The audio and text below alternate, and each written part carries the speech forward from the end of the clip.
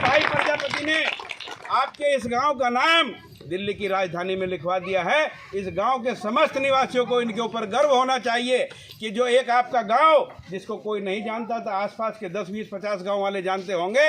अगर पूरे जिले में आप निकल जाइए, आपके गांव का क्या नाम है मुझे मालूम नहीं है, अगरोड़ा गांव को अगर आप जिले में घूम के पूछेंगे तो बहुत लोग आपको ऐसे मिल जाएंगे जो कह देंगे कि हम नहीं जानते। लेकिन पंचा भाई प्रजापति ने अपने हौसले के बल पर आपके गांव का नाम दिल्ली की चुनाव आयोग में लिखवा दिया है।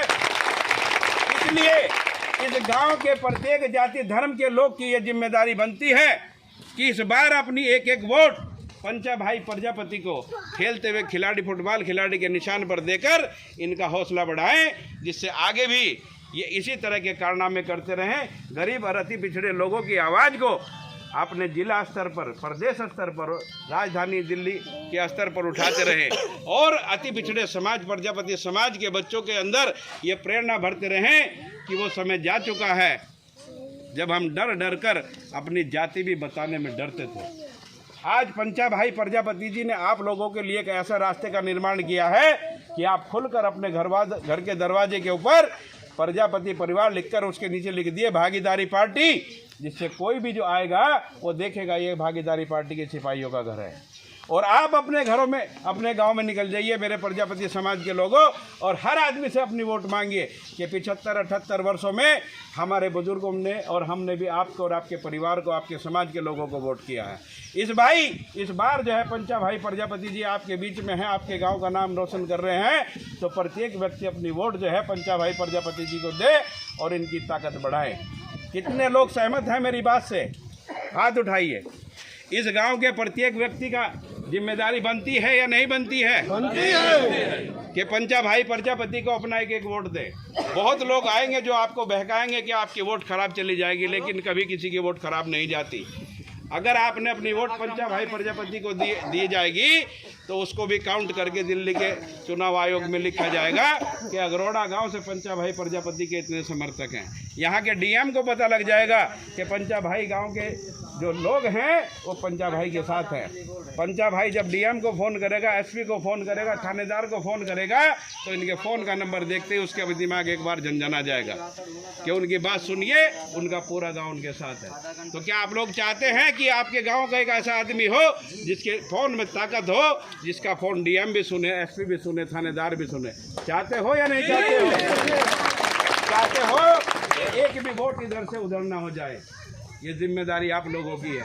जितने भी आपके यार, रिश्तेदार, नातेदार हैं, सबको फ़ोन करके समझा दीजिए कि इस बार प्रजापति समाज का एक शेर आया है जिसने एक नए रास्ते का निर्माण किया है, जो रास्ता सीधा दिल्ली की पंचायत में जाता है, जहां से हमारा भाग्य लिखा जाता है। एक भगवान है जिसके भरोसे हम बैठे रहते हैं, लेकिन भगवान आज तक किसी ने देखा नहीं।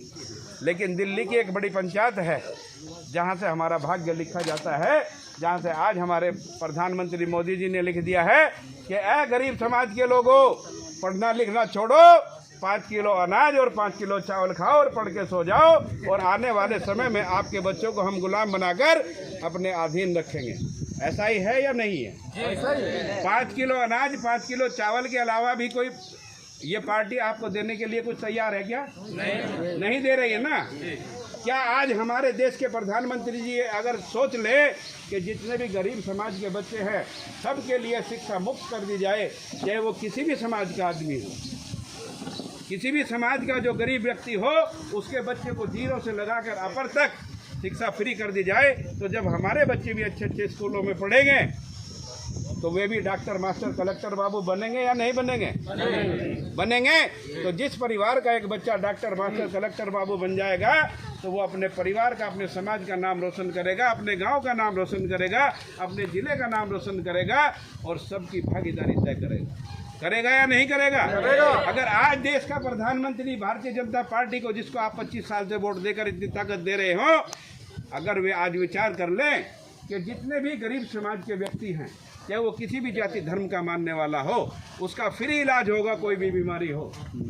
तो हम लोगों को कुछ राहत मिलेगी या नहीं मिलेगी? नहीं। आज प्राइवेट डॉक्टर खुली छूट कर रहे हैं या नहीं कर रहे? लूट कर रहे हैं। 1 रुपए की गोली पर 100 रुपए लिख दिया जाता है तो हमको 100 ही रुपए की मिलती है।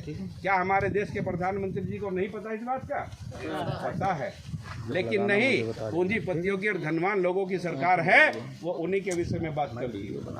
आप लोगों को केवल क्या कहती है कि हमने राम मंदिर बनवा दिया है, हमने वाराणसी में शिव जी का मंदिर बनवा दिया है, अब की बार मथुरा की बारी है। तो आप बताइए, मैं अपने धर्म के खिलाफ नहीं हूँ, मैं भी भगवान राम को मानता हूँ, मैं भी शिव जी को मानता हूँ, लेकिन मुझे सिर्फ एक बात बता दीजिए, आप यहाँ जितने भी व्यक्ति बैठे हैं, क्या अयोध्या के राम मंदिर से किसी के बच्चे के लिए कोई फीस के लिए पैसा आया है? किसी के इलाज के लिए पैसा आया है? लेकिन वहाँ पे 5 से 10 करोड़ रुपया प्रतिदिन इकट्ठा हो रहा है। कौन दे रहा है? हम लोग दे रहे हैं। भगवान को मानिए, अपने दिल से मानिए, लेकिन इस तरह के पाखंड में जो आज ये सरकार हमको फंसाना चाहती है, उससे अपने आप को बचा के रखिए और अपने बच्चों को अच्छी शिक्षा दिलाने का काम करिए। भागीदारी पार्टी का मिशन है कि जिस दिन भागीदारी पार्टी सत्ता शासन में आएगी, इस प्रदेश ही नहीं, इस देश के अंदर मुफ्त शिक्षा यानी कि फ्री शिक्षा, 0 से लगा के अपर तक, जहाँ तक भी कोई बच्चा पढ़ना चाहे, एक सेलिब्रेशन होगा, प्राइवेट में भी और सरकारी में भी फ्री शिक्षा दी जाएगी। इस हिंदुस्तान का कोई डॉक्टर प्राइवेट हो या सरकारी हो, सबका इलाज फ्री होगा। अगर ये 2 काम इस देश के अंदर कर दिए जाए तो इस देश को विश्व गुरु बनने से कोई नहीं रोक सकता। ये मेरा दावा है। मेरी पार्टी के राष्ट्रीय अध्यक्ष ने इस चीज़ को बहुत बारीकी से अध्ययन करने के बाद में ये नारा दिया है कि शिक्षा और चिकित्सा अगर इस देश में फ्री कर दी जाए तो इस देश को विश्व गुरु बनने से कोई नहीं रोक सकता। इस देश में 1000 स्कूल अभी 10 साल के अंदर माननीय मोदी जी ने बंद करा दिए, 1000 स्कूल, और 1200 मंदिरों का निर्माण करा दिया है। अगर उन 1000 स्कूल 1200 मंदिरों की जगह